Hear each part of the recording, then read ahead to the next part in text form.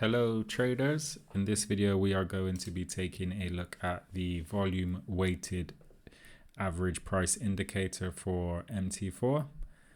This indicator is also available for other trading platforms, and what it does is it calculates the average price of the weighted volume and draws lines representing daily, weekly and monthly periods on the main chart.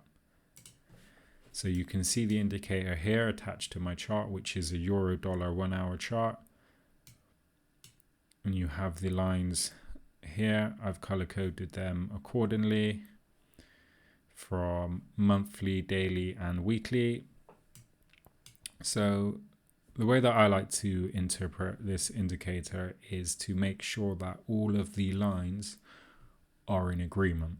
And by that, I mean that they should all be lined up in the correct order. As you can see, they're not here, and that's where the market is showing consolidation.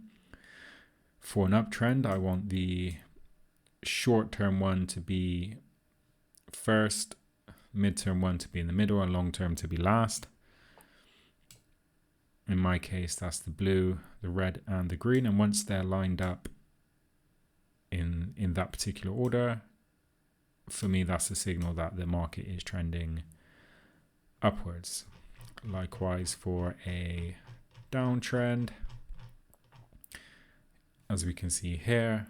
Okay, so the blue first, green in the middle, and red on the other side. That signifies a downtrend. So it's as easy as that to read on your charts. So once you've determined the direction of the trend, using this indicator, it's a great filter for doing that. It can help you avoid some choppy market conditions such as this. Here, you could avoid, unless you wanted to trade the range there, you could avoid that particular choppy market by just saying, okay, well, this short-term line there is not lined up as it should be, which is the case here. So anywhere from, you don't necessarily need to be straight away here when they're lined up correctly, because you can see that we're still within the range. However, we can use this level of resistance.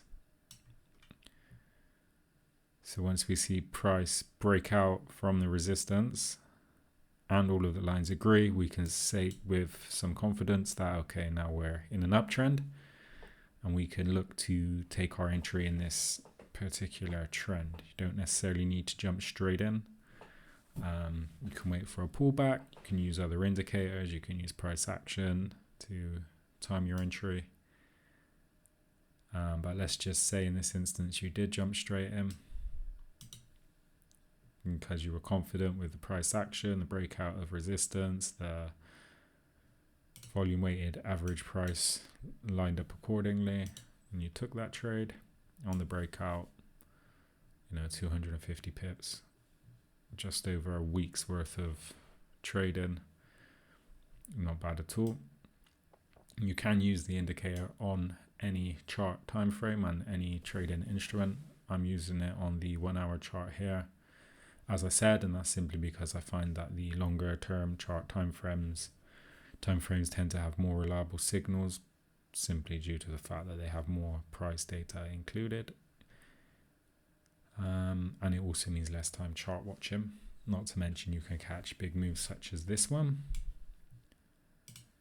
Okay, so if we take the breakout of the resistance confirmed by the volume weighted average price indicator, we can place our stop loss either below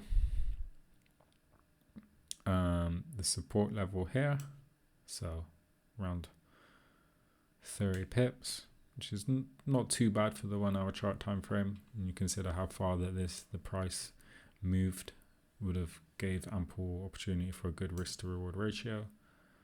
Alternatively, you can place it below either of the volume weighted average price lines, daily, monthly or weekly. You may find that if you use it on the shorter term, you can get taken out early. That's if you're trailing. If you were to move your stop loss up with this line here, you know, you would be taken out here. Still would have been a good trade, still would have made some profit, but then all of this you would have missed out on. However, you could have, of course, re-entered multiple times on the way up, which we'll look at in a minute. Okay, you could also have used below this line here for your stop loss. And if you wanted to give the trade plenty of room to breathe, you could have used this one, last one here. However, your stop loss would have been slightly wider. It's not too bad. Still just over 30 pips. Okay, so we're taking the entry, win a trade. We're locking in profits where we can, taking some off the table, letting the rest run. Stop loss at break even at least, just so if price did turn around and fall back down here, we wouldn't be in a loss. And we can just watch the trade play out. Try not to let winning trades turn into losing trades. And as we see the market gather momentum and continue upwards, can move our stop loss, if we like, along support levels here, just to ride it as much as possible all the way to the top. Okay, now as I said, you don't necessarily have to take the first entry. You can wait for the pullback, which you can see is quite a significant pullback here. So let me just remove that line. So say we didn't take this one, we waited for price to sort of confirm visually the uptrend, and then when we saw price pulling back here, this spinning top candlestick pattern maybe showing that this is a bearish one as well, that the market is going to perhaps turn back, and just mark that as a potential level of resistance. And then look to enter around here. You know, well, you probably want to wait for the volume weighted average price indicator for the lines to agree. As you can see, they're sort of tangled there. Maybe earlier on, if we ignored this resistance here, we could have looked to enter. So we've seen the pullback here, consolidation.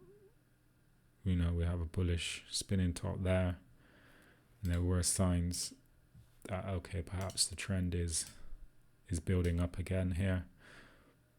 Higher lows, you know, the lines are all in agreement, blue, red, and green. So we could have taken an entry on this line here somewhere, perhaps around here, but it's been tested a few times. 1, 2, 3, 4, and then there you would have been like, okay, well, you know, the trend's continuing upwards. We've had our pullback, lines are all in agreement, all in an upward trajectory. Let's take the long trade. And to be honest, that wouldn't have been a bad entry. Again, as you can see, plenty of room left in that move. Okay. And again, you could have taken a later, if you're really late to the party but still want some of the action, you can. Break out there. Resistance, mark the resistance, you know. Clear upwards trend. Lines are all showing that. Mark your resistance. Candlestick patterns showing there's a battle going on between the bulls and the bears, but the bulls are winning out. We have a nice breakout. It's quite a strong resistance level there touched multiple occasions. And again, another good entry point for your trade. Stop loss just below the support level here. So you enter on the breakout. Don't know, 20 pips stop and over 100 pips potential on that move there. Okay. So there are many ways you can use this indicator to take your trades in trending markets. The main thing to remember is when the lines are lined up correctly, all in agreement and not entangled, like spaghetti. You know, you don't want here. I mean, it's not ideal to trade. You want to clear an obvious trend. If you don't want to take it too early, you can wait for it to form, and you'll just be able to look at your chart and say yourself, even without any indicators, you can see we're on an upward trajectory there. You can, of course, use other technical indicators for your entry. Let's say the stochastic oscillator. So basically on the stochastics, if you want to take a long buy trade, you're going to wait for price to fall in or around this oversold area here, and the main line, which is the blue one, to be above the signal line, which is the red one, which suggests an uptrend. So basically an uptrend in or around an oversold market, we're going to look to buy. So let's see if we can find some good examples of that. We were a bit far away here, you know, the stochastic did cross. We're not going to hide the fact there that that could have been considered an entry. However, for me, the price is too far away. We'd rather wait for a pullback. Okay, not to mention the bearish divergence on the stochastics there. The recent resistance. So if we had the pullback here and we said, okay, price is in a nice place, the stochastic saying that the market's oversold, is crossed back up, that would have been a nice entry. All the lines lining up, volume weighted average price, stochastic crossover in the oversold zone, and a nice good trade to catch. Crossover there, crossover there, crossover there. Again, price is slightly further away, so you might want to avoid that. But yeah, you can see that you can use other indicators that you like for filtering trades for further confirmation. Stochastic being one of many. Most important from my perspective is price action, support and resistance, candlestick patterns, and of course good money management. Now let's go and have a look. Where was that? Sell. Okay, it was here, wasn't it? This is where we're at now, in October. Okay, so we have our lines in agreement. We do have a bit of a choppy market situation going on here, but it did eventually break below.